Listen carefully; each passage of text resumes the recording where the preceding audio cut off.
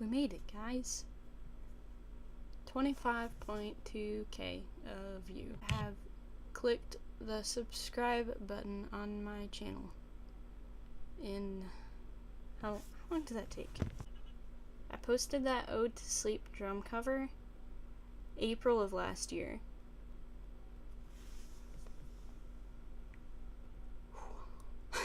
Let's start with this question from Gregory Noah. Did you ever think you would get this popular? And now that you are, do you have any future plans for new projects, collaborations, stuff like that? First half of that, did you ever think you would get this popular? No. No.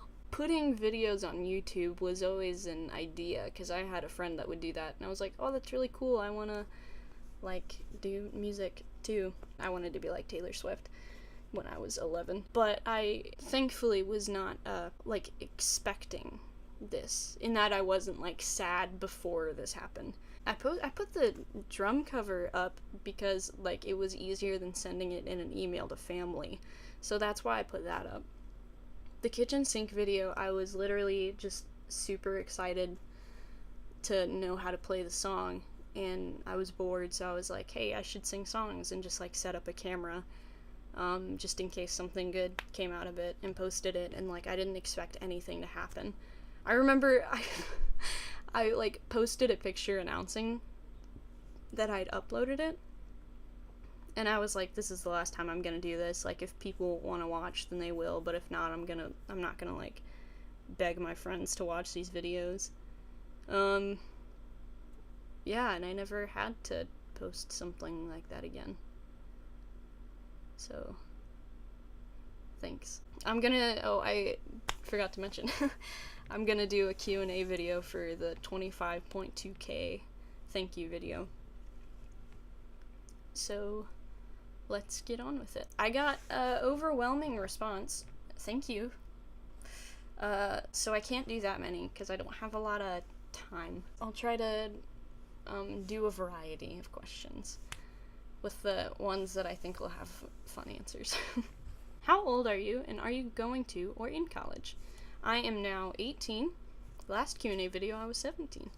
I am going to college. I've been going to college for the past 2 years because I was homeschooled and could do that. Oh, to finish the second half of Gregory Noah's question, do I have any future plans for projects? We've got me and my band, Silence the Wolves. It's a band. I'll talk about it later. But, we're working on a lot of music stuff right now. So, I guess that would be a project. I also recently became friends with Anthony Amram. I should be posting the song that we sang together soon. I might be visiting, where he lives, like, sometime within the next year, so we haven't talked about this at all, but I'd love to do something else with him.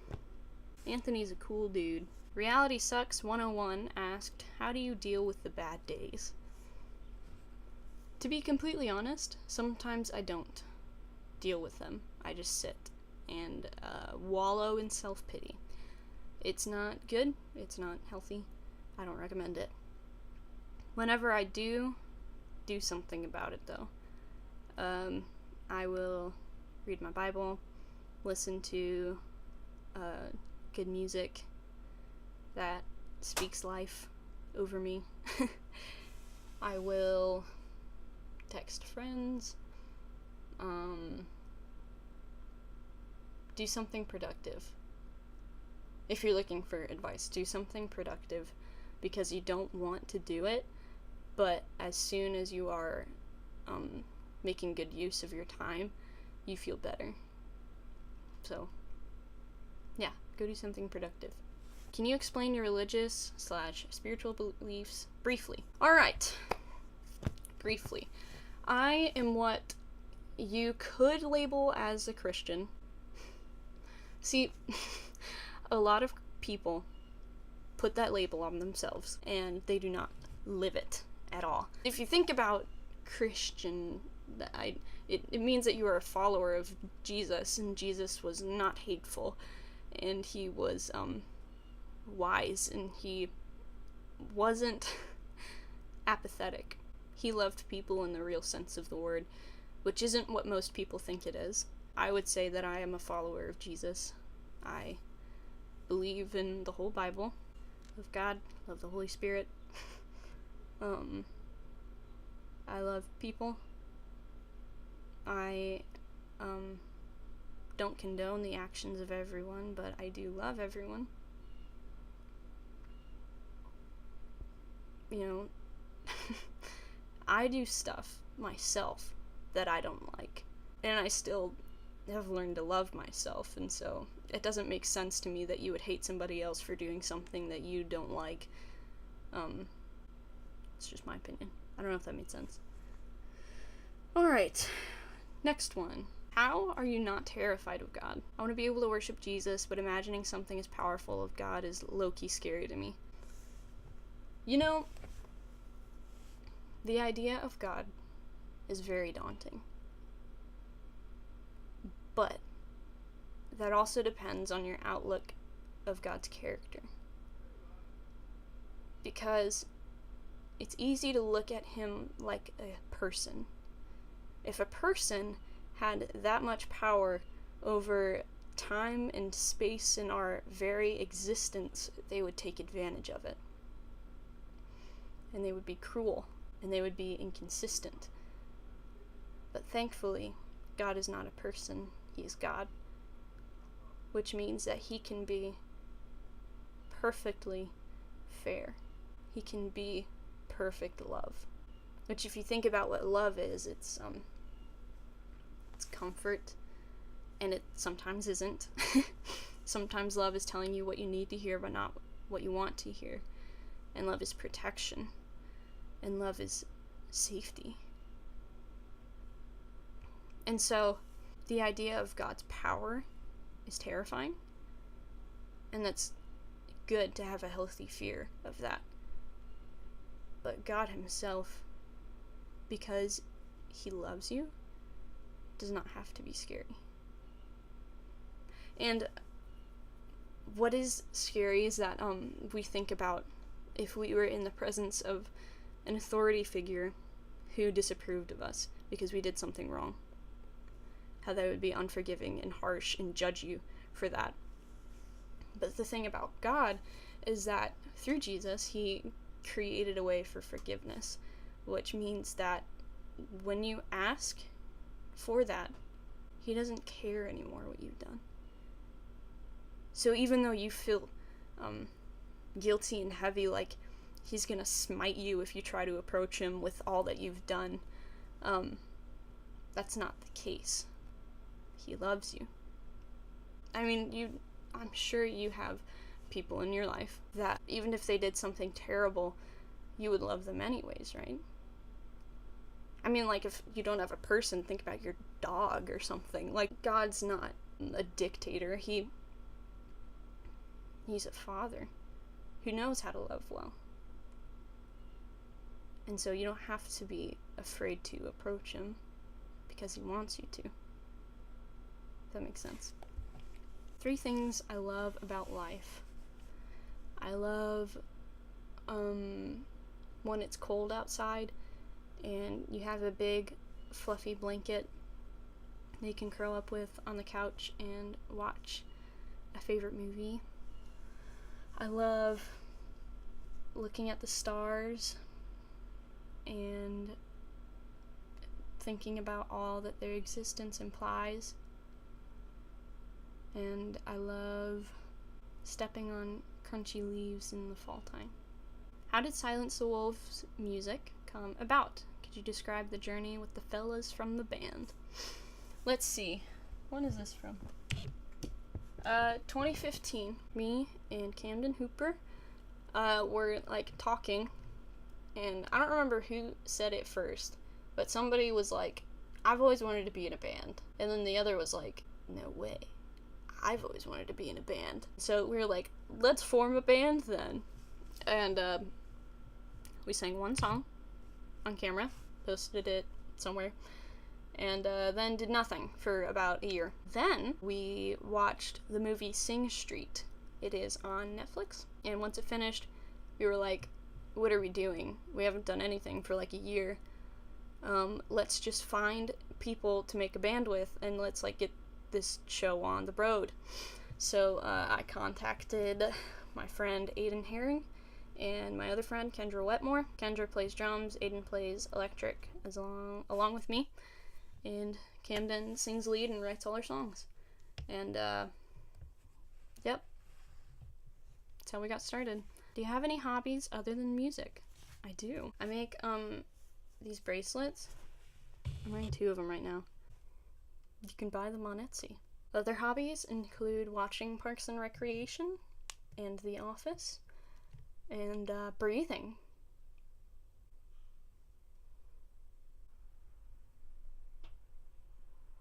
One of my hobbies is homework.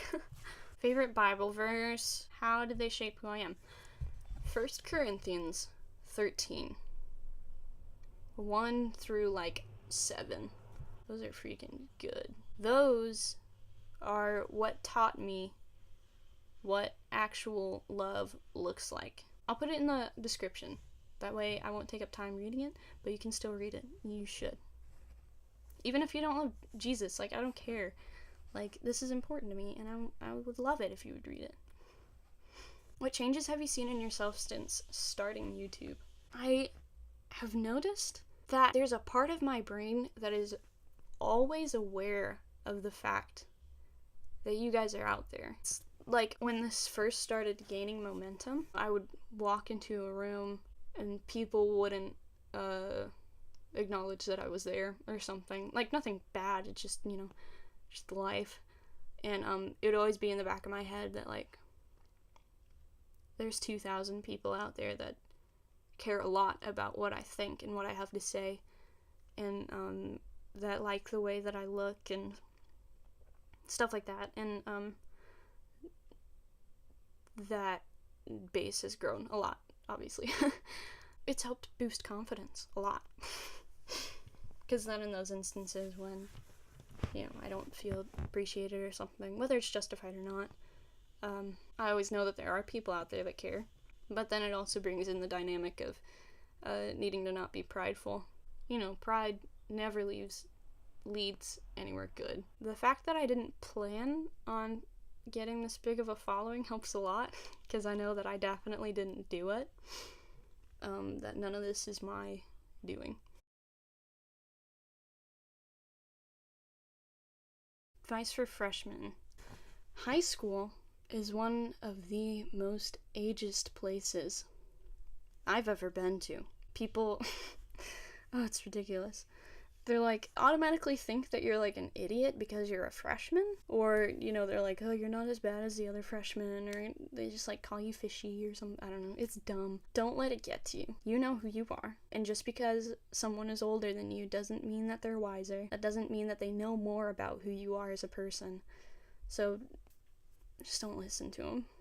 Upperclassmen are still dumb sometimes. And also keep in mind that all the staff at your school understands that you're scared and that you don't know what you're doing. So there's going to be grace if you mess up a little bit. If you're a little late to class or if you forget something, like, it's okay. Don't worry about it. Just try to keep yourself organized and don't be too hard on yourself if you mess up.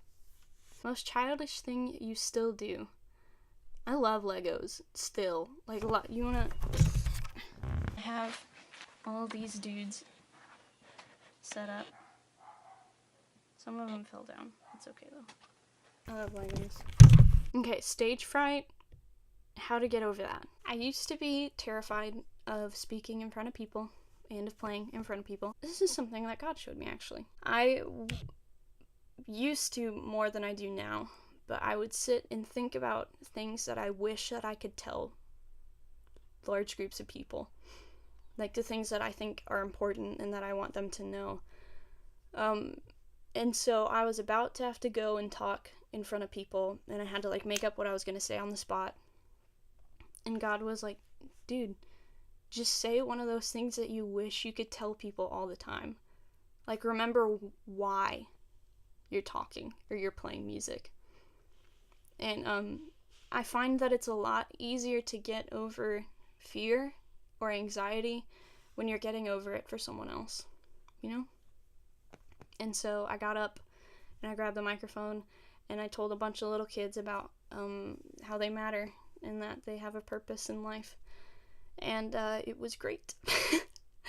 So now anytime that I get scared about talking or playing in front of people, I remember why, which is that I have things that I want them to hear. And last but not least, the last photo that I took it at lunch today. It's at this restaurant where instead of calling your name, they give you a celebrity's name. When I checked out, the lady like sifted through like a bunch of name cards and found Winona Ryder for me. She like gave it to me and she goes, "Your name is gonna be Winona Ryder for your order." And I go, "Sick." And she giggled because she knew that I would like it. I don't know how, but yeah, good times. Thank you all for being here. Thanks for making it to today. Thanks for watching. This is probably going to be a long video. I didn't even answer that many questions. But, you're here anyways. So thanks. I can't wait for what the next year is going to bring us. I hope you have a good day.